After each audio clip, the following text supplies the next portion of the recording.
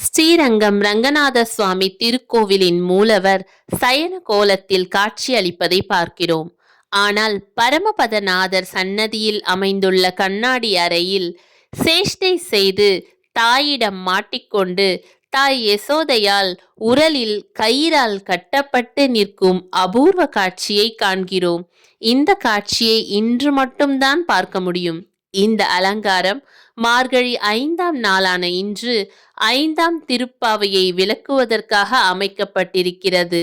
இந்த பாசுரத்தின் பொருள், வியப்புக்குரிய செயல்களை செய்பவனும் மதுராபுரியில் அவதரித்து தூய்மையான நீரை கொண்ட யமுனை நதிக்கரையில் விளையாடி மகிழ்ந்தவனும் தேவகி தாயாரின் வயிற்றுக்கு பெருமை அளித்தவனும் அவனது சேஷ்டை பொறுக்க முடியாமல் யசோதையால் உரலில் கட்டி போடப்பட்டு அந்த கயிறு அழுத்தியதால் ஏற்பட்ட தழும்பை உடையவனுமான எங்கள் கண்ணனை நாங்கள் தூய்மையாக நீராடி மனம் வீசும் மலர்களுடன் காண புறப்படுகிறோம்.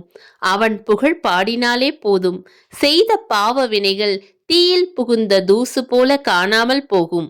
நாமும் கண்ணனின் புகழ் பாடி அவனது சேவடியில் சரணடைவோமாக.